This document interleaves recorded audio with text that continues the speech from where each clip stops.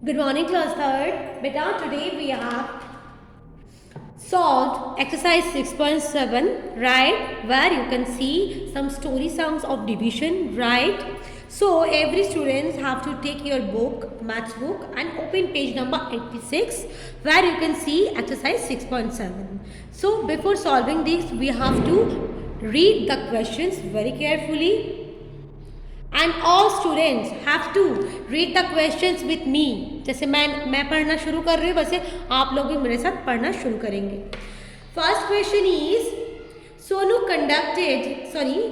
Counted 18 bees and 6 hives. There were an equal number of bees in each hive.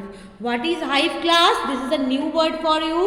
Hive means जो छट्टा नहीं बनाते, मधुमक्खी. बीज मतलब तो हनी बी, आपको मालूम है मधुमक्खी है. मधुमक्खी अपने रहने के लिए जो घर बनाते हैं ना पेड़ों में, आप गांव में देखे होंगे, तो उस छट्टे को कहते हैं इंग्लिश में हाइव्स, HIVES, हाइव्स, राइट. तो ऐसे सोनू 6 हाइव्स देखे हैं और 18 बीज देखे हैं. तो टोटल नंबर ऑफ बीज क्या है? 18. And total number of hives कितने हैं? 6. रिमेंबर क्लास, हम इस तरह से टोटल नंबर ऑफ ऑब्जेक्ट कहाँ लिखे थे? मल्टीप्लिकेशंस की स्टोरी सम में. याद आ रहा है? इसी तरह से आपको डिविजन की स्टोरी सम में भी लिखना है. सो क्लास, नेक्स्ट लाइन क्या है? There were equal number of bees in each hive. Each means एक, राइट. एक हाइव्स में, एक छट्टा में इक्वल नंबर यानी बराबर नंबर में जो हनी बी है वो बैठी हुई है. एक में ज़्यादा, एक में कम नहीं है. हर हाइव्स में सेम नंबर ऑफ बीज, हनी बीज बैठी हुई है. तो आपको निकालने हैं कि एक एक हाइव में कितने बीज बैठी हुई है. How many bees were there in each hive. Each hive means एक हाइव में आपको कितना बीज देखने को मिल रहा है. तो नंबर ऑफ बीज आपने 18 लिख लिया, नंबर ऑफ हाइव्स आपने 6 लिख लिया. उसके बाद आपको करना है 18 डिवाइडेड बाई 6. क्या करना है? 18 डिवाइडेड बाई 6. क्योंकि क्लास पहली बात तो ये डिविजन की चैप्टर है, आपको पहले मैंने बोल दिया ये स्टोरी सम्स डिविजन्स की है.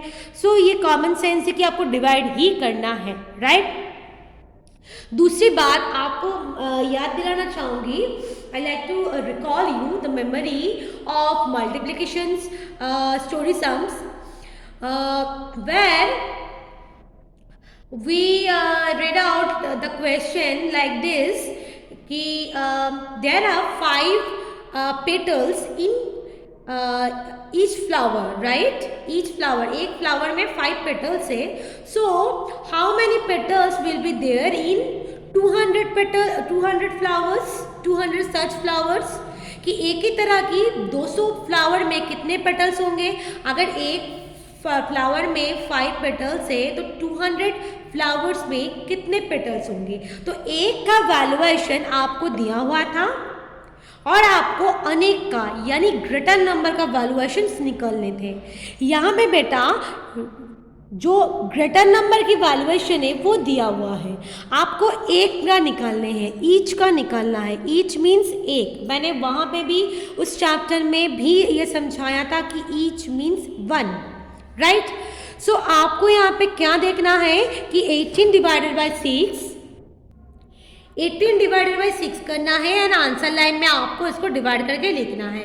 6 के टेबल में 18 आता है 3 में. सो आपको यहाँ पे 3 लिखना है. After that you have to write the answer line. You know all, without answer line our maths will not be completed, right?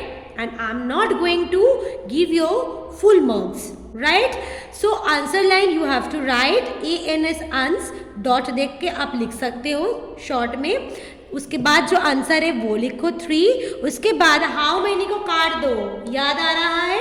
इसी तरह से मल्टीप्लिकेशंस की हम क्वेश्चंस की आंसर निकालते थे.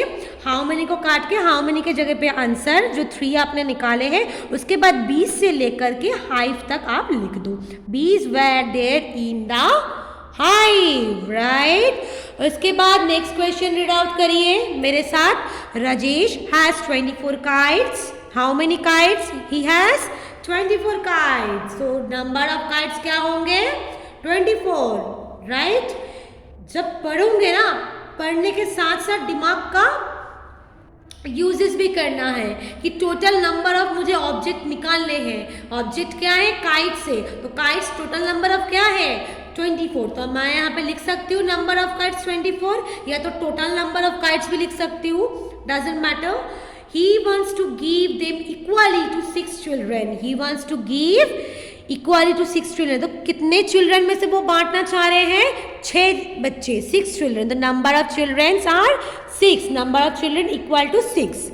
After that आपको क्या करना है? 24 डिवाइडेड बाय 6 करना है.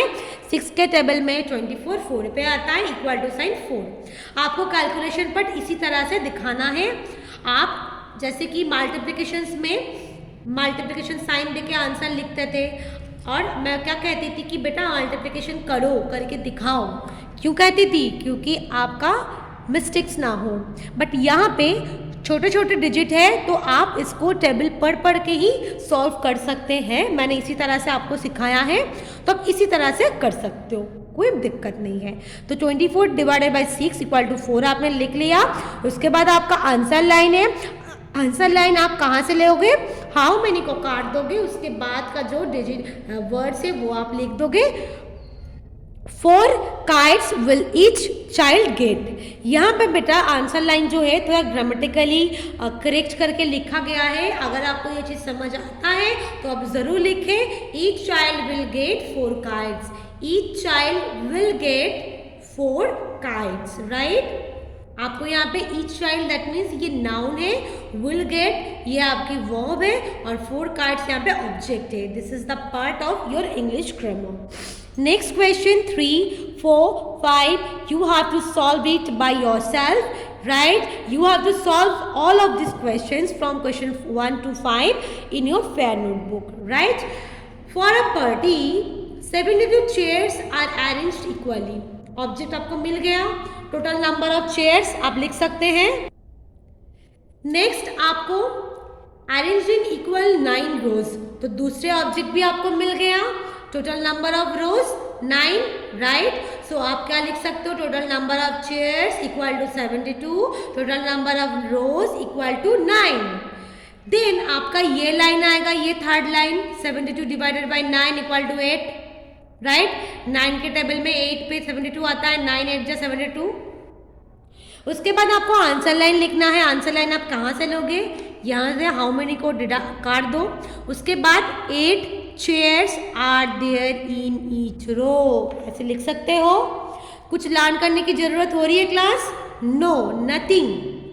There are nothing to learn, only आपको यहाँ पे समझना है. Next question, read out with me. Abhishek has rupees 80, right? तो total rupees equal to rupees 80, right? Total number of rupees मत लिखना, टोटल रुपीज लिख सकते हो. Equal to rupees 80, equal to 80. He divides it equally among 10 friends. Abhishek अपने 10 friends में वो 80 rupees divide करना चाहता है. तो टोटल नंबर ऑफ फ्रेंड्स कितना है क्लास? 10. तो सेकेंड लाइन भी आपका कंप्लीट है. थर्ड लाइन में ये इक्वेशन आपको दिखाने हैं. 80 डिवाइडेड बाई 10 इक्वल टू 8.